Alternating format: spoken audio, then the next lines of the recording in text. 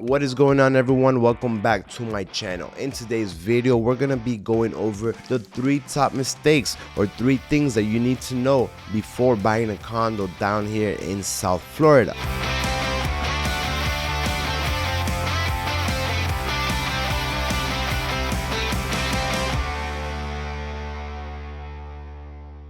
My name is Waisfeld. I have been a real estate agent down here in South Florida since 2016, and I have helped over 300 families buy, sell, and invest down here in the South Florida market. So everything that I want to tell you is something that I see every day from helping clients from all over the world buy properties here, sell properties, move here. So these are very important things that you need to know before getting yourself in a condo. So if you're starting to look right now, it's perfect time that you're reading and you're watching videos like this to have more knowledge and learn more about what is going on, because the Florida market or the South Florida market, especially the condo market, is different than anything that you will see in any other city, any other part of the world. Okay, so very important for you to know what is going on here in the market, especially in the condo market. Okay, so first thing that you need to know, and I'm sure you have heard of this already, is you need to understand and know that not every single condo has the same rules and regulations as another condo. Every condo association has different rules, even a different application, even different requirements. I know this may sound like obvious, but there's so many people that reach out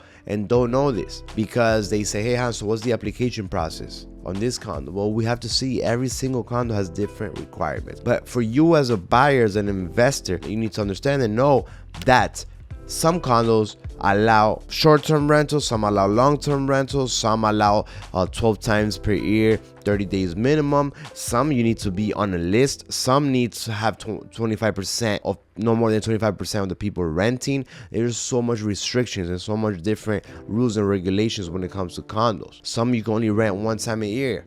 So if your tenant somehow leaves, for some reason they leave, you can't rent it out again. So you need to understand this very clearly. So the first thing is that you need to know what you want, what you're looking for. And then when you start looking for condos, hopefully your agent will understand about the condo rules and regulations. They'll be able to dig deep into the condo docs and really get all this information, because it's not always out there. Okay, you need to do a little bit of due diligence.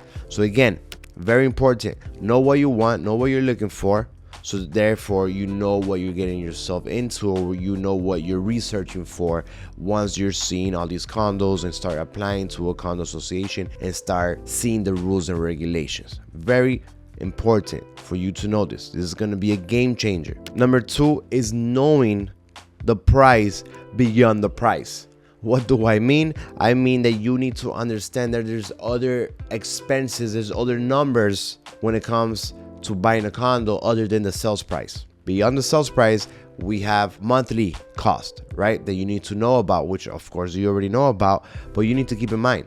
Of course, you're gonna have your HOAs. HOAs have gone up drastically in the last couple of years down here in South Florida, since everything else, of course, has gotten so expensive in South Florida. Everything has gone up, so HOA fees have gone up as well. Before, average HOA fee for a 1-bedroom was probably $400, $500, $600, and right now it's more like $700, $800, $1,000, $1,200. Okay, so almost doubled since I've been doing real estate, right? So I mean, almost 9 years, 10 years, but still in the last 5-6 years it has almost doubled, because almost everything has definitely gone up, right? But you need to understand, first of all, HOA fees. Then you need to understand special assessments. Okay, most buildings right now, they're going through some type of special assessment. What is a special assessment? That is when a building needs to do some repairs, some maintenance, some upgrades, and they get a quote from builders, right? They get different quotes. They start working on this project, which could cost millions of dollars. Where do they get this money from?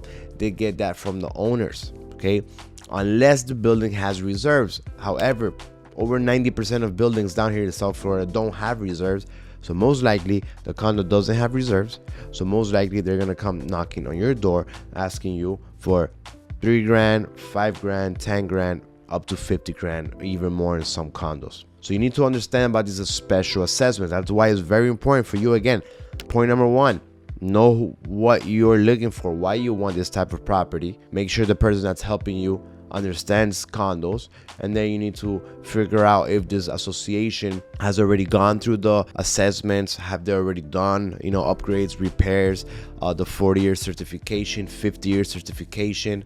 These are very important things that you need to keep in mind. So on top of the monthly, on top of the HOA fees and special assessments, of course, we're gonna have insurance, right? Condo insurance, depending if you're gonna be renting it out. So you could get an investor insurance, or you can, you know, if you're living there, of course, a homeowner insurance. Some people are gonna say, hey Hans, doesn't the condo already include insurance? And yes, it does. Exterior walls on the outside, so pretty much from walls to the exterior, right? Exterior, everything on the exterior covers. Most likely, if for instance your floor, you have a tenant, or you have a condo, you go on vacation, somehow some water line breaks, AC breaks, laundry breaks, because I've seen these things happen over and over again with clients, right? It could happen.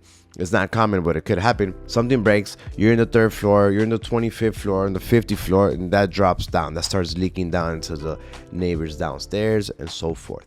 Who's gonna pay for that if you have no insurance, and if it wasn't the HOA's fault, if it wasn't the condo's fault, it was your fault, you had a leak? So again, that's why insurance comes into play. I have a lot of investors that don't get insurance and they take the risk. Probably nothing happens, but that's something you need to keep in mind. Okay, so then we have insurance, we have the HOAs, we have the special assessments, you know, and then you need to keep in mind other things, right? Taxes. About 1.8 of the purchase price is what you're going to be paying for taxes, right? So all these things start adding up and adding up. You need to keep in mind about that it's not just the purchase price, but also your monthly. Because I have a lot of people that reach out, hey Hans, yeah, I want to buy this type of property, $1 million property, no problem. But then when you tell them the monthly amount, then they're like, oh no, that's way above what I have in budget, right? So very important to keep that in mind. And number 3 and last that you need to keep in mind before getting into a condo is location. Not every location is the same. I have some clients that invest up north Broward,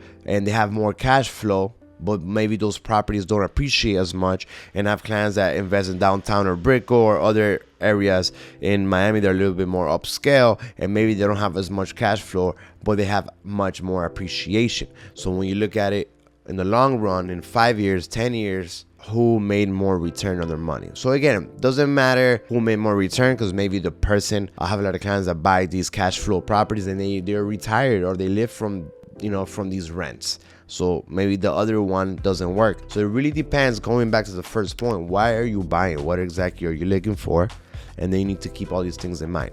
But just 3rd point, keep in mind that not every single neighborhood is the same, or appreciates the same, or cash flows the same, or the moment that you go and sell, it may not, again, be the same. So just keep that in mind. Every neighborhood is different. Some appreciate more than others, some cash flow more than others, some have a lot more potential than others. So just keep all that in mind. Thank you so much for watching the video. Hope it helped you. Make sure you subscribe to the channel. I come out with videos every single week. I have almost 400 videos in this channel. I also have a Spanish channel with over 200 videos, so make sure you subscribe. Every single week I come with you with new news about Miami and the real estate market down here. If you're looking to buy a condo or invest down here, make sure you reach out to me. You have all my contact information down below. It will be a pleasure to help you move down here or invest down here. Thank you so much. I see you in the next video.